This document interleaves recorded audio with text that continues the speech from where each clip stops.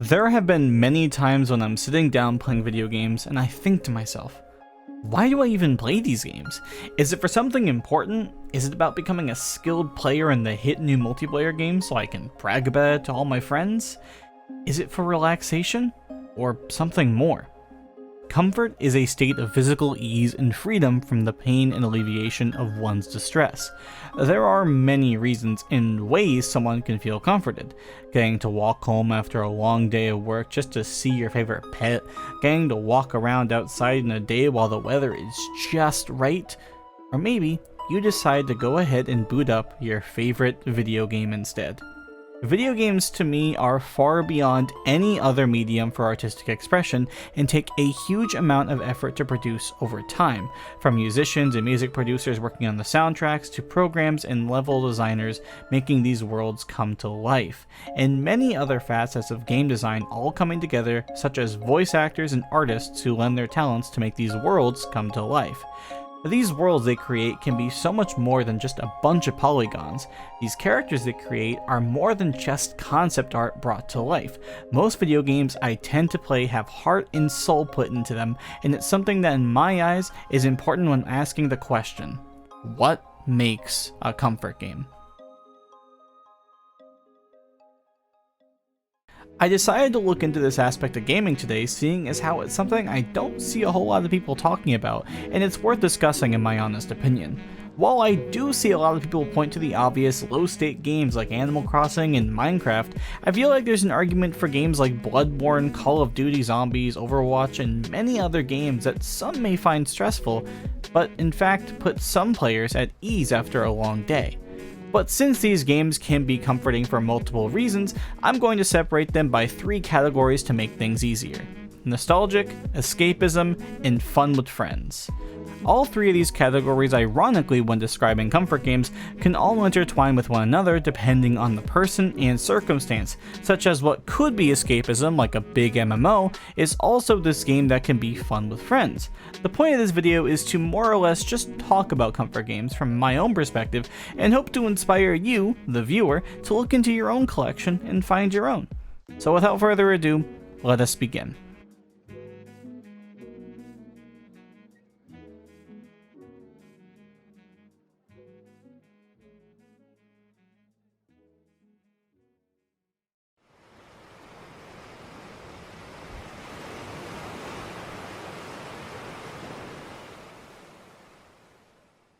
When I turn off my brain from a hard day at work, sometimes the only thing I could think about is memories of the past.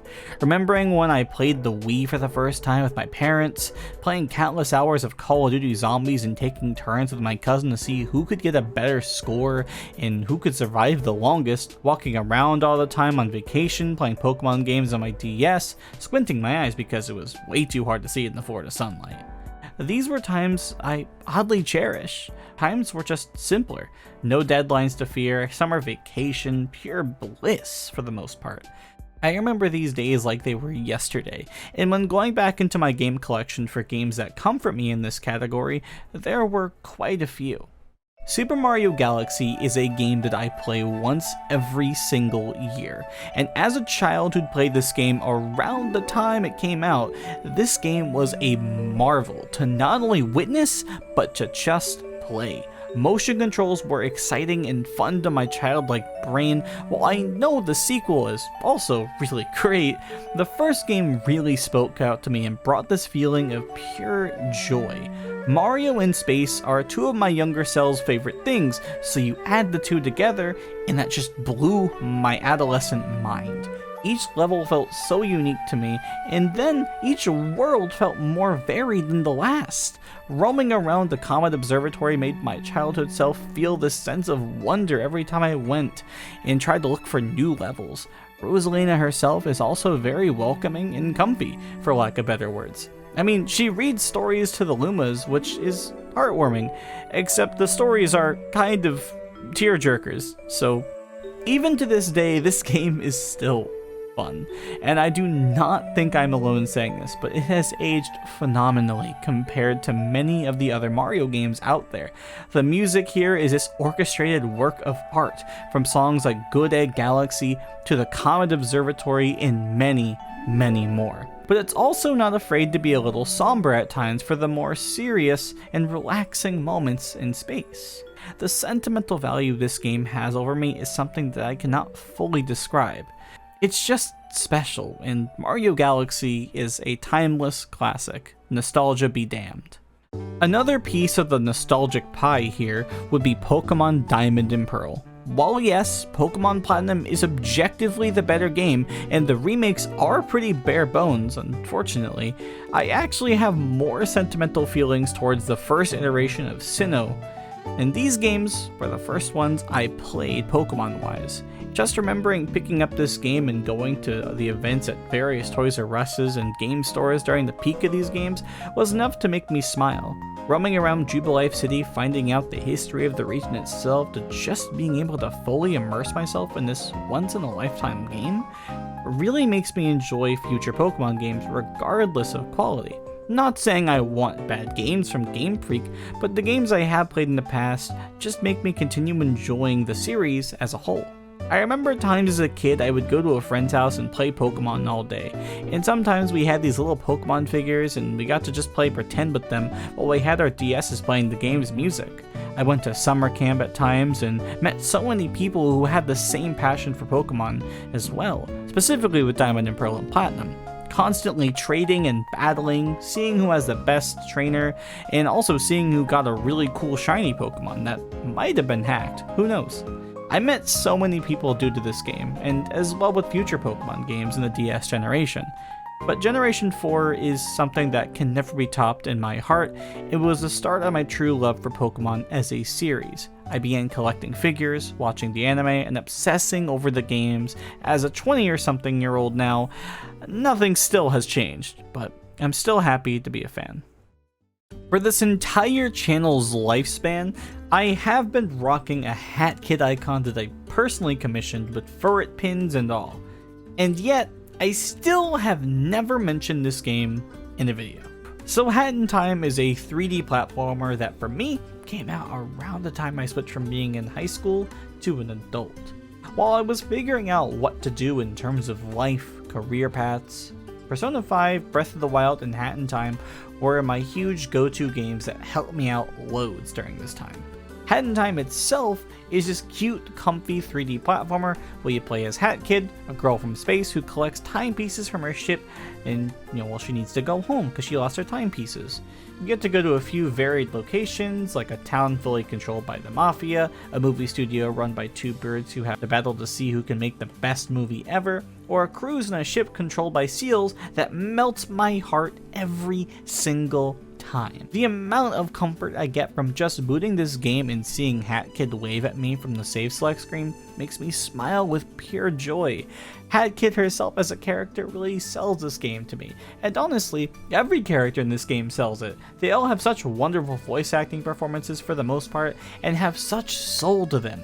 When I get my soul taken from Snatcher and I'm supposed to feel scared due to how Hat Kid acts, I just want to walk up and hug the big old ghost and let him have my soul again.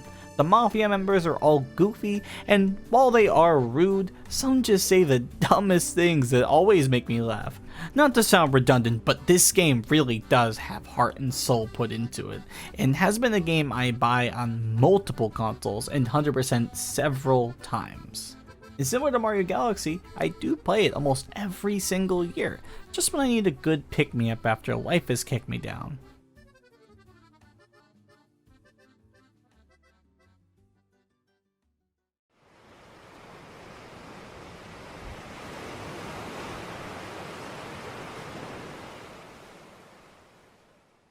As a kid, for me, the world was this vast and wonderful place, putting my trust into people wherever I went and not stressing about anything other than school at the time.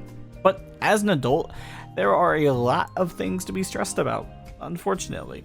Sometimes it can get too much for us, and it leads many down to look for temporary escapes from the world, whether it being the pursuit of creating things or something far more. but in this scenario, video games help to alleviate a lot of the world's problems for me, and some are my easy go-to escapism games. Animal Crossing. You want the definition of escaping from reality with the game without an expansive MMO? Here it is. Being able to walk around a town you create with cute animal villagers roaming around while you go about your day in this game, man, is therapeutic. Having played each iteration of this game over the years, I still have to say New Leaf and New Horizons are some of the ones I sunk the most time into.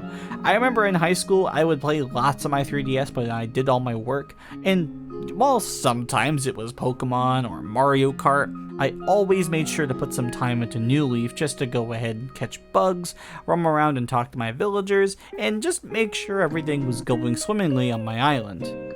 Being able to unwind in my town always felt like a wave of comfort just washing over me as I got immersed. Whether it was fishing, trying to collect every cool Nintendo item for the collection, or just adding new designs to my town's roads for the millionth time, New Leaf was something that really helped me escape from the clutches of high school boredom and the scary parts of my teenage years. Animal Crossing New Horizons did that for a lot of people, myself included. The world being in shambles due to a pandemic led a lot of us without jobs and stuck at home all day with very little to do in this trying time. Animal Crossing came out at the peak of this and was a saving grace for many, keeping me and my friends connected in what seemed to be the scariest year in recent memory, while the world outside us was desolate, panicking, and full of a virus that I still will leave unnamed. The fact all of us could just lay in bed or sit on the couch and play Animal Crossing with friends always helped ease the stress away. I remember how exciting this game was, and while I have taken a long break from it, I am still always impressed with what New Horizons was able to accomplish. I remember when I first played Breath of the Wild, I was floored at the amount of stuff you could do right out the gate. Climbing trees, picking up anything and using it as a weapon, cooking, watching Link run around shirtless, and did I mention physics? Every time I got to mess around with the world using the glider or the various Sheikah abilities, I always felt so creatively satisfied. Freezing objects in time to hit them a bunch later, and then launch that item at an enemy, setting the grass on fire, causing the air to flow so you can glide up and escape, and just being able to climb everything made exploring this version of Hyrule really engaging. I looked at this game's open world like it was a Lego bucket, where I can take anything I wanted out of the bucket and build my journey the way I wanted to. If I wanted to be the guardian with a stick, I could, but I'm not that good. I got to feel like a kid again, roaming around the land of Hyrule in this way, and while many complain about the weapon breaking system, the rest of this game at large was such a huge help in allowing me to feel like a kid again and open up that Lego bucket for endless hours of fun. It's a game I sunk well over 200 hours into, and that's chump change compared to what I think I should have. The music, atmosphere, and core gameplay all just made me feel so happy. The last Zelda title to really do this was The Wind Waker, and it was due to this whole sense of adventure and exploration the game gives you. Plus, you got to control a cool boat. Breath of the Wild might just be my favorite Zelda game, honestly, and sometimes I just really want to go ahead and go back and play it. Something about this whole adventure always really kicks me back into that mood, and to see what I can uncover. Persona 5. A game I have talked about recently on the channel has helped me cope with a lot of hard changes that have occurred in my life, and in general has been a world I am glad to be a part of when I needed it most. I have talked about this game and its ability to not only help me out in a dark spot in my life, but how good it was in 2 videos I have on the channel. It might not be expected that this, of all games, helped with escapism. It did. Something about the story and setting just made me want to explore so much within the confines of it being a very linear, but sort of not so linear JRPG. This isn't some expansive open world like any of the games I mentioned, where the replay value is there for you. I ended up just enjoying the game so much that I made that replay value. I found challenges and new things to add to my playthroughs. I looked for every item I could find, every new piece of dialogue. I did almost everything I could among my several runs of Persona 5 and Persona 5 Royal. The atmosphere this game has is something that, for me, is enough for me to just boot the game up outright and replay again and again. Maybe I'm just insane in the membrane for really enjoying this RPG, but god damn it, it's just too good.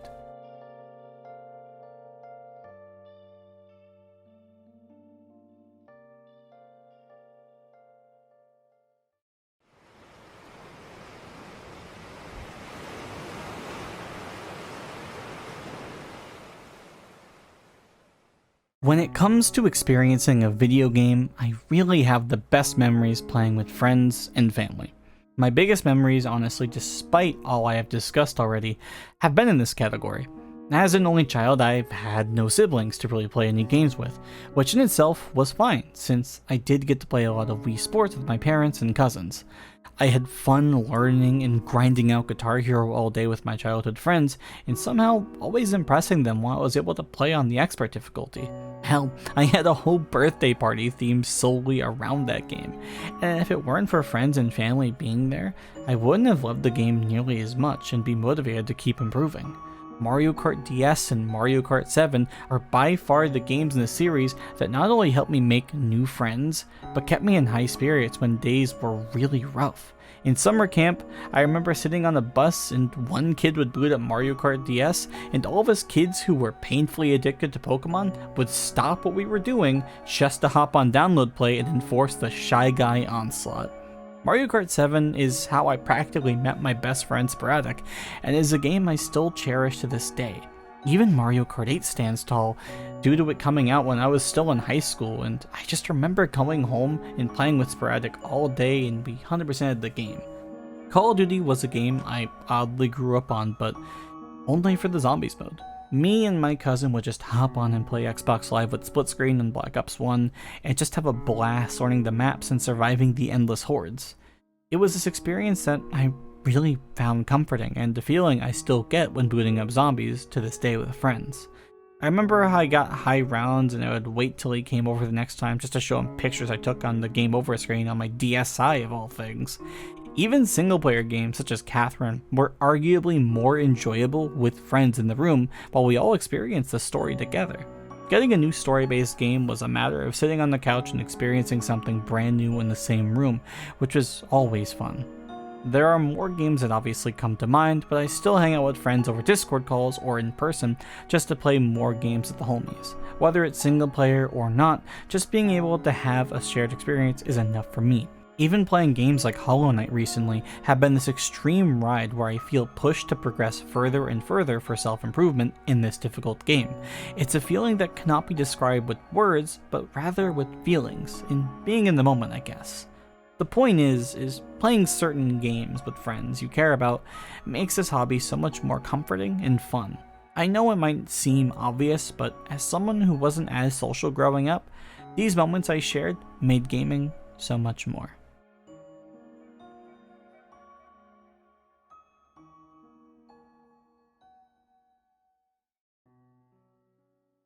Whether it's playing something from my childhood, something to help me escape from the world and how harsh it sadly can be, to just playing a game of Mario Kart with the boys to cheer you up after a long day.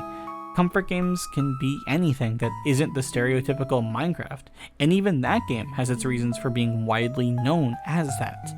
While a lot of games I mentioned in this video could easily be flip-flopped in each category or technically cover multiple, that really just shows the beauty of finding these games as a sense of comfort in the first place. Video games are pretty important, and dare I say, pretty cool. Make sure you stay hydrated out there, guys, and I will see you in the next video I end up making.